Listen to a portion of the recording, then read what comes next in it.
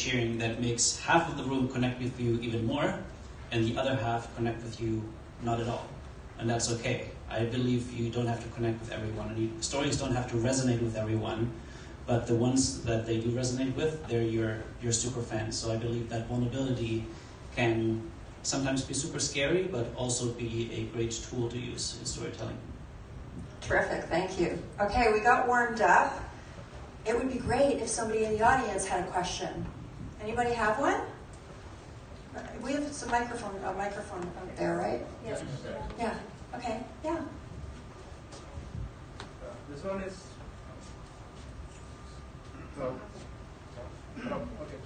This one is for Jennifer. You mentioned that the numbers don't matter, and yet metrics do matter, right? So there's a conflict there because numbers is where you get the metrics from. The more numbers that you have, the better metrics that you have. So I'll clarify. Yeah. So, do numbers matter? Yes, but how we receive those numbers and how we obtain those numbers matter. So if I'm working with a brand and forget that this is here. If I'm working with a brand and there are, let's say in one scenario, there are a lot of paid services within the group that's been retained, that's false reach. That's not really going anywhere for their dollars and investment.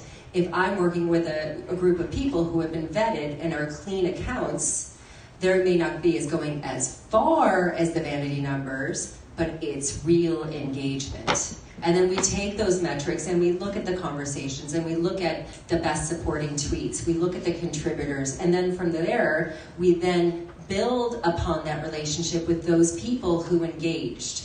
So I'm a big, big believer, this is one thing I will never bow down to, that whoever I'm working with must have clean accounts. So, and with that, I have a global team around the world, actually now, I'm privileged to say so, one of them's here.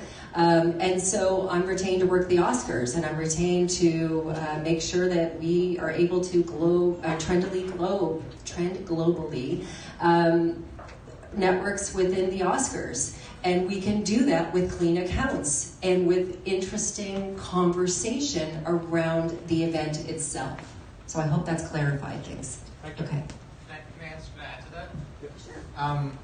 Don't let numbers fool you on social media, Instagram, LinkedIn, you name it.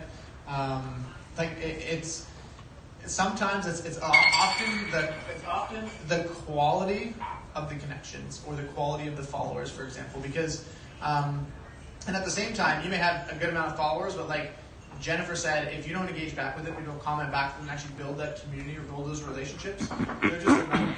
And they don't really do anything for you. And so for LinkedIn, for example, there's people that have 5,000 connections or 5,000 followers and have more engagement and have built a better community and a stronger community than people that have 500,000 followers.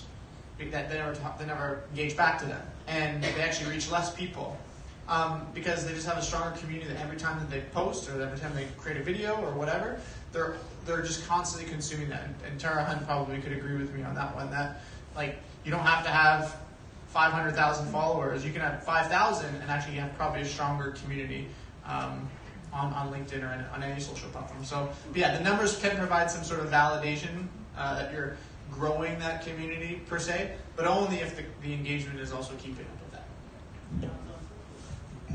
So I think that people don't think about numbers all that well. And I had this problem at first.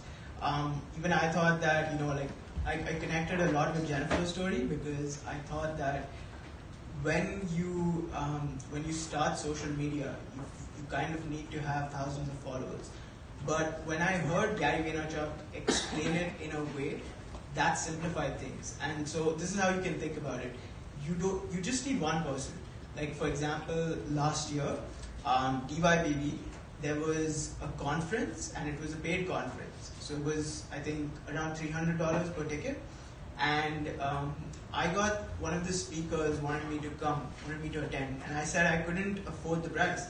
So she said, why don't you put a post out asking if someone could sponsor you?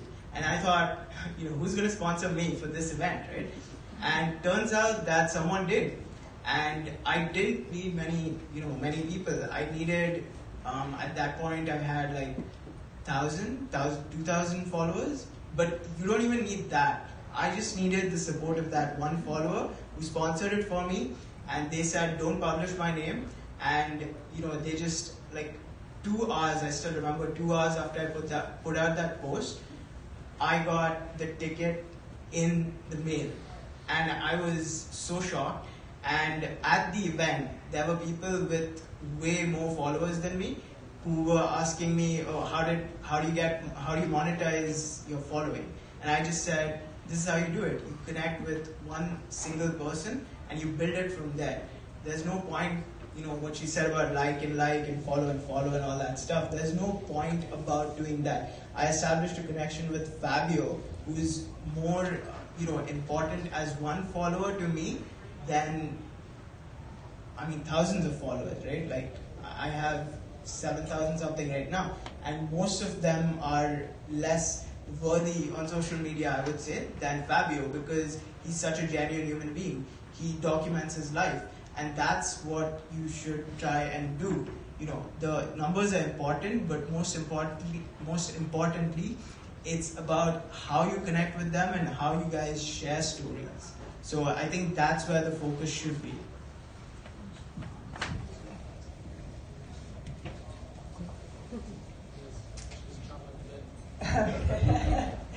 Okay, Jan. No, actually, I'm not, because this is a different kind of question. So I won't target you. I'll ask for volunteers on this one. Does anybody have a story about a storytelling fail that they'd like to share? See? Oh my gosh, and it's going to be Jan. Look at that. Jan. So, last week I was hosting this masterclass on getting beyond small talk and having more meaningful conversations. And I was kind of rushed getting my presentation all prepared. And I reused a presentation that I did for a different topic. And I didn't realize that the photos of the story that I was going to tell was more about, finding your people, finding like your tribe of people that you actually connect with, than about small talk. And as soon as the first picture came up and I started telling the story, I realized, oh my god, this story is going in the wrong direction. And I kind of made it about small talk, but it was not very gracious. Like, it was graceful. It was, I don't know how much it resonated with people, but luckily, because it was a webinar, there was no direct feedback, so I just continued. Thought, okay, hopefully it resonated, and I'll pick up somewhere else after. I love that. Okay, let's take